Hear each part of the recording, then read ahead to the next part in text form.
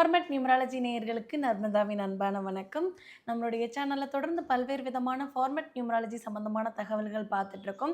அந்த வகையில இன்னைக்கு நம்ம பார்க்க போற இந்த ஒரு பதிவுல, மெடிக்கல் நியூமராலஜி பத்தின நமக்கு தெரியாத பல்வேறு விதமான தகவல்கள குடுக்குறதுக்காக, நம்ம கூட இன்னைக்கு ஃபார்மேட் நியூமராலஜியினுடைய தந்தை டாக்டர் மகா தனசேகர் ராஜா அவர்கள் இணைஞ்சிருக்கிறாங்க. வணக்கம் சார். வணக்கம்மா. சார், நம்மளுடைய சேனல்ல வந்து ஃபார்மேட் நியூமராலஜி பற்றியும், விதிசார் நியூமராலஜி பற்றியும், ஏஞ்சல் நம்பர்ஸ பத்தியும் நெறைய விஷயங்கள் நம்ம வந்து பேசியிருக்கோம் சார். அதில வந்து அ மெடிக்கல் நியூமராலஜி அப்படின்ற ஒரு விஷயத்த பத்தி நீங்க சொல்லியிருக்கீங்க சார் நம்ம பதிவுகள்ல. இருந்தாலும் கூட, அந்த பதிவுக்கு பிறகு நெறைய பேர் வந்து கேட்க ஆரம்பிச்சாங்க. மெடிக்கல் நியூமராலஜினா என்ன? மெடிக்கலுக்கும் நம்ம நியூமராலஜிக்கும் என்ன விதமான சம்பந்தம் இருக்கு? அதனால ஏதாவது நோய்கள வந்து குணப்படுத்த முடியுமா? இல்ல நோய்களுடைய தாக்கத்த குறைக்கிறதுக்கு ஏதாவது வழிமுறைகள் நம்பர்ஸ் குடுக்குமா? அப்படின்னு நெறைய கேள்விகள் கேட்டிருந்தாங்க சார். முதல்ல இந்த மெடிக்கல் நியூமராலஜி அப்படின்னா என்ன அப்படின்றத எங்களுக்கு மீண்டும் ஒரு தடவ சொல்லுங்க சார். மெடிக்கல் நியூமராலஜி என்பது ஒண்ணும் இல்ல. உங்க டேட் ஆஃப் பர்த்ல இந்தந்த நம்பர் இருந்ததுனாக்கா, இந்தந்த டிசீஸு கன்ஃபார்ம்டா இருக்கும். இந்தந்த டேட் ஆஃப் பர்த்ல இந்தந்த நம்பர் நான் சொல்றேன். இப்ப நான் கண்டிப்பா அத சொல்லப்போறேன். அப்போ இந்தந்த டிசீஸ் கன்ஃபார்ம்டா இருக்கும். ம். இப்ப எப்படி ஒரு பேர எழுதுனாக்கவே லைஃப் வந்து நல்லா அடுத்த கட்டத்துக்கு நல்லா ஃப்ளரிஷ் ஆகுதோ, ஃபர்ஸ்ட் கிளாஸ் ஆகுதோ, அப்போ அது எப்படி நம்ம சரி பண்ணி குடுக்குறோமோ, சரி செய்ய முடியுதோ, மெடிக்கல்லையும் மெடிக்கல் நியூமராலஜிலையும் இந்த பேர் எழுதுனா அதுவும் சரியா ஆகும். ம். அப்படி ஒரு சக்தி வந்து எண்களுக்கு உண்டு. நம்ம ஃபார்மல் நியூமராலஜிக்கு கட்டாயம் உண்டு.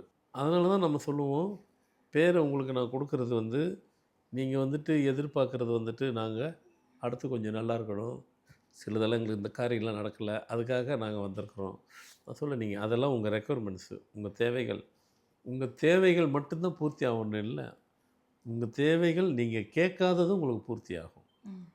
அதனால தான் என் பேர் நான் எழுதும் போகும்போது அந்த என்னுடைய இதில் எழுதி கொடுக்கும் போகும்போது எல்லாத்துக்கும் சரி, உங்கள் வாழ்க்கையில் ஹெல்த்தும் நல்லாயிருக்கும், வெல்த்துனா பணம், ஹெல்த்துனா தெரிய போகுது. அது ரெண்டுமே சிறப்பாக இருக்கும் தான் நான் எழுதுவேன். அதை கேட்டாலும் நீங்கள் கேட்கலாம், நான் அதை எழுத தான் செய்வேன். அதை ரிட்டனாக ம். சுவர் இருந்தால் தானேங்க சித்திரம் வரைய முடியும். நாம் எவ்வளோ சம்பாரித்தாலும் நாம் உழைக்கிற உழைப்புக்கு உண்டான அதை நம்ம அனுபவிக்கிறதுக்கு நம்ம உடம்பு இருக்கணும், ஒத்துழைக்கணும்ல. அதனால் ஹெல்த்து ரொம்ப இம்பார்ட்டன்ஸ் பாரு. எல்லாத்துக்கும் ஒவ்வொரு மனிதனுக்கும் ஹெல்த்து முக்கியன்ட்டு. இப்போ சில நம்பர்லாம் நான் சொல்கிறேன் பாருங்கள். இந்த நம்பர் இருந்ததுனாக்கா இந்த ப்ராப்ளம் ஏற்கனவே அஃபெக்ட் ஆனவங்க அவங்க டேட்டில் போய் செக் பண்ணி பார்த்தா அந்த நம்பர் இருக்கும். ரைட். இப்போ உதாரணத்துக்கு கிட்னி ப்ராப்ளம் இருக்குது. அவங்க டேட் ஆஃப் பர்த்தில் 8, 7, 6. நான் சொல்கிற நம்பர் மாற்றி மாற்றி கூட இருக்கலாம். 8, 7, 6 லைனாக இருக்கணும் கிடையாது. வருஷத்துல, மாசத்துல ஆமாம், எதுல 7, வேணா 8, இருக்கலாம். 6, 6, 8, 7 அப்படின்னாலும் இருக்கலாம். இருக்கிறதே 4 டிஜிட்டு தான்.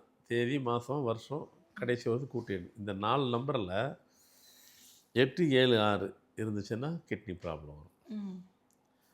அல்சரு 8, 3 இருந்தால்.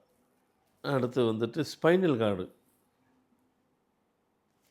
பின்னாடி அந்த பேக் பெயின் நம்ம சொல்லுவோம். வெறும் பேக் பெயின் இல்லைங்க, எனக்கு பேக் பெயின் ரொம்ப இருக்குங்க, ரொம்ப வருஷமாக இருக்குது. அதுனா 8, 4 உங்கள் தேதியில் 8, 4 அது இருந்ததுன்னா பேக் பெயின் இருக்கும். ஸ்பைனல் கார்டுக்கு வந்துட்டு 7, 3, 4. இப்போ நீங்கள் சொல்கிறதெல்லாம் இந்த டேட் ஆஃப் பர்த்தில் இந்த நம்பர் இருந்தால் அவங்களுக்கு இதெல்லாம் கண்டிப்பாக இருக்குமா, இருந்தே ஆகணுமா, இல்லை இருந்துக்கிட்டு இருக்குமா? ரெண்டும் ஒன்று தான். இருந்துக்கிட்டு இருக்கும், இருந்தே ஆகும், கட்டாயம் இருக்கும்.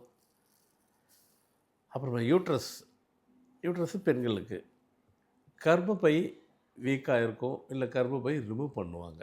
ம். அப்படின்னாக்கா வருஷத்தில் 8 இருந்ததுனாக்கா கண்டிப்பாக யூட்ரஸை ரிமூவ் பண்ணிடுவாங்க. இல்லைன்னா விதி எண்ணில் 8 இருந்தாலும் பெண்களுக்கு கர்ப்பப்பையை ரிமூவ் பண்ணிடுவாங்க. சரி, இது பெண்களுக்கு. அப்போ ஒவ்வொன்றும் பிரிச்சுட்டீங்க நீங்கள். இப்போ இன்ன வரைக்கும் சொன்னது ஆண்கள் பெண்கள் நீங்கள் எதுவுமே சொல்லலை. அது ரெண்டுத்துக்குமே பொருந்தும். இந்த இடத்துல மட்டும் பெண்களுக்கு நான் சொல்கிறேன். ம். இதே 8 வருஷத்தில் 8 இருந்ததுன்னா ஆண்களாக இருந்தாக்கா சர்ஜரி ஏதாவது ஒன்று இருக்கும். இதே 8 விதி எண்ணில் 8ஆக இருந்ததுனாலும் சர்ஜரியும் இருக்கலாம், பைபாஸ் சர்ஜரியும் இருக்கலாம். அடுத்து வந்து பைபாஸ் சர்ஜரி அது மட்டும்தான் இருக்குதுலாம் கிடையாது. விதி எண்ணில் 6ஆம் எண் இருந்தாலும் சர்ஜரி இருக்கும். ஸ்டண்டு கூட வைப்பாங்க, ஆஞ்சியோ கூட நடக்கும். விதி எண் 7ல் இருந்தால் மேசி அட்டாக் வரும். அப்புறம் ஸ்ட்ரோக் வருது அப்படின்னாக்கா 6 இல்லை 7 விதியில் இருந்தாலும் சரி, வருஷத்தில் இருந்தாலும் சரி. சைனஸ் ப்ராப்ளம் இருக்குது அப்படின்னா 4ஆம் தேதி பிறந்தா. ஐயா இவ்வளோ தான் கொடுக்க போகிறீங்களா, இன்னும் கொடுக்க போகிறீங்களா அப்படின்னு கேட்டிங்கனாக்கா, இவ்வளோ தான் டிசீஸ் இருக்கா, இன்னும் டிசீஸ் இருக்கா அப்படின்னு கேட்குற அளவுக்கு அடுத்த கேள்வி அதே தான். ஏன்னா நீங்க ஒரு வகுப்பு நடத்துற அளவுக்கு இந்த மெடிக்கல் நியூமராலஜில விஷயங்கள் இருக்குன்றப்போ, கண்டிப்பா என் நேயர்கள் எல்லாருக்கும் வந்து, சரி எங்களுக்கு இதிலேயே சொல்லிறீங்களே அப்படின்னு கேட்குறவங்களா தான் நெறைய பேர் இருப்பாங்க சார். அது மாதிரி ஆமாம். அதே மாதிரி எதுக்காக சொல்ல வரேன், இப்போ நம்ம ஃபார்மல் நியூமராலஜி கிளாஸ் நடத்துகிறேன். அது வேர்ல்டு ஃபுல்லாக கலந்துக்கிறாங்க. அப்போ இதெல்லாம் சொல்லிக் கொடுப்போம் நாங்கள் இதெல்லாம். அங்கே நான் உங்களுக்கு ஆரம்பிக்கும் போகும்போது என்ன சொல்லி ஆரம்பித்தேன்னாக்கா, இந்த கிளாஸில் நீங்கள் படிக்கும் போகும்போது ஒரு கட்டத்தில் உலகமே என் கையில் இருக்குது. ம். ஒருத்தரை பார்த்தாவே என்னால் அவங்கள பற்றி ஃபுல் ஹிஸ்ட்ரியே தெரிஞ்சிடும் அப்படின்னு நீங்கள் இப்போ தெரியாது, போக போக கிளாஸ் முடியும் போகும்போது நீங்கள் அந்த அந்த கன்க்ளூஷனுக்கு வந்துடுவீங்க, முடிவுக்கு வந்துடுவீங்க. அவ்வளோ இன்ஃபர்மேட்டிவ்ஸ் நான் கொடுக்க போகிறேன் அப்படின்னேன். இப்போ கேட்குற எல்லாத்தையும் ஏன்னா முக்கால்வாசி கடந்துட்டோம். இப்போ எப்படி இருக்குது சார், நீங்கள் அப்போ சொன்னது தான் இப்போ இருக்குது. உலகமே எங்கள் கையில் இருக்கிற மாதிரி இருக்குது. ஏன்னா ம். உலகம் மொத்த பிரச்சனையும் அதுக்குள்ளே நாங்கள் நம்பர்லேயே சொல்லி கொடுக்குறேன். ம். அப்போது இந்த டிசீஸ் அந்த மெடிக்கல் நியூமராலஜியில் அதை இன்னும் கொஞ்சம் பிரீஃபாக கொடுக்குறேன். ஏன்னா நமக்கு கொடுக்குற அந்த ஸ்டிபுலேட் டயத்தில் இவ்வளோ தான் சொல்ல முடியும். கிளாஸ் போகும்போது ஹவர்ஸ் கணக்கில் இருக்கும், அதில் நிறைய கொடுக்கலாம். ரெண்டாவது உங்களுக்கு இப்போ என்ன தேவை அது வரைக்கும் கொடுக்குறோம். அது நாங்கள் ப்ராக்டிக்கலும் இருக்குது, தியரிட்டிக்கலும் இருக்குது, ரெண்டும் உள்ளே நடக்குது. அப்போது நமக்கு வந்து மெடிக்கல் நியூமராலஜிங்கிறது இதுக்கு தான். இதில் நாம் என்ன ஒன்றாலும் செய்ய முடியும். க்யூரும் பண்ணலாம், ரெக்கவரி பண்ணிடலாம், எல்லாமே பண்ணிடலாம். ஆனால் இதுதான் இருக்கா, இன்னும் இருக்கான்னா அதுதான் முதல்ல சொன்ன மாதிரி டிசீஸு இன்னும் எப்படி எப்படிலாம் வருதோ அதுக்கு தகுந்த மாதிரி நம்ம ஃபார்மெட்டை நம்ம டியூன் பண்ணி அதை இம்ப்ரூவ் பண்ணி அதை ஆராய்ச்சி பண்ணி இன்னும் புது புது தகவலை கொடுத்துக்கிட்டே இருக்கிறதுக்கு காரணம் இந்த எண்களினுடைய ஆராய்ச்சி தான். விஞ்ஞானம் இருக்குங்கிற மாதிரி விஞ்ஞான ரீதியாக கண்டுபிடிச்சிட்டு அதை கொடுக்கும்போது மெய்ஞானத்தையும் கலந்து கொடுக்கும்போது 100% ஃபார்மட் நியூமராலஜியில் நமக்கு ரிசல்ட் கிடைக்குது. முதல்ல சொன்ன மாதிரி இவ்வளோ தான் சொல்ல போகிறீங்களா, இன்னும் நிறைய இப்போ இருக்காதா? எங்களுக்குமே சில டேட்லாம் வந்து கேட்கணும்னு தோணுது சார். இப்போ வந்துட்டு ஒரு 2, 6 அந்த மாதிரியான எண்கள்ல வந்திருக்கக்கூடியவங்க, அந்த தேதிகள்ல பிறந்திருக்கக்கூடியவங்களுக்கு என்ன மாதிரியான டிசீஸ் வர்றதுக்கு வாய்ப்புகள் உண்டு சார்? 2, 6ன்னு இருந்தாவா? ஆ. 2 இல்ல அந்த பிறந்த தேதி 4 எண்கள்ல ஏதோ ஒரு எண்கள்ல 2 இருக்கு.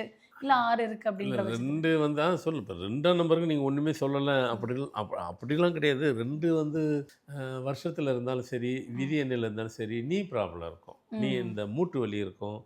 சில பேர் ஒரு கட்டத்தில் அவங்களால அது விதியில் எண்ணில் இருந்துன்னா அவங்களால ஒரு கட்டத்தில் நடக்கவே முடியாது. நீ ப்ராப்ளம் ஹெவியாக இருக்கும். ஏன்னா இன்னைக்கு நீ ப்ராப்ளம் வந்துட்டு உலகம் ஃபுல்லாக நிறைய பேருக்கு இருக்க ஆரம்பிச்சிருச்சு. அது சார் அந்த இப்ப பார்க்கக்கூடிய எல்லாருக்கும் ஒரு கேள்வி வரும் சார். இப்ப எல்லா எண்களுக்கும் சார் சொல்றாங்களே, அப்ப வந்து எந்த தேதியில பிறந்திருந்தாலும், எந்த வருஷத்துல பிறந்திருந்தாலும், ஏதோ ஒரு டிசீஸ் நமக்குள்ள இருந்துகிட்டே இருக்கும் அப்படின்றத நம்ம முடிவு பண்ணிக்கலாமா? அப்படின்ற மாரி ஒரு கேள்வி வரும் இல்லையா சார்? இல்லை எல்லா நம்பரும் சொல்லலாம். இதில் ம். காம்பினேஷன் தான் நான் சொல்கிறேன். ம். இப்போ இப்போ நம்ம ஓவர் ஹெவியாக ஒர்க் பண்ணுறோம், ஹெவி லோடு எடுத்து பண்ணும்போது உடம்பு டயர்ட் ஆகிடுது. கண்டிப்பா. டயர்டாக இது எல்லாத்துக்கும் பொருந்தும். பயங்கர டயர்ட் ஆகிடும். அந்த டயர்டு நேரத்தில் உங்களுக்கு தேவை ரெஸ்ட்டு. ம். நீங்கள் ரெஸ்ட்டு எடுக்காமல் திருப்பி திருப்பி அதே டயர்டில் வேலை செஞ்சீங்கன்னாக்கா ரெஸ்ட்டோட ஒன்று சேரும். அதுக்கு பேர் ஸ்ட்ரெஸ்ஸு. ம்.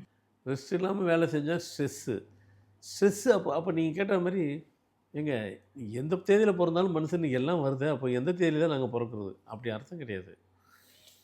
இந்த மாதிரி தேதியில் இருந்தால் இதெல்லாம் வரும் கன்ஃபார்ம்டு. ஆனால் வந்து அது நம்மளை தாக்குதான், ம். பேசாமல் நம்மளை பார்த்துட்டு பேசாமல் போயிடுதான். சில நம்பருக்கெல்லாம் பேசாமல் பார்த்துட்டு பேசாமல் போயிடும், அவங்கள தாக்காது. ம்.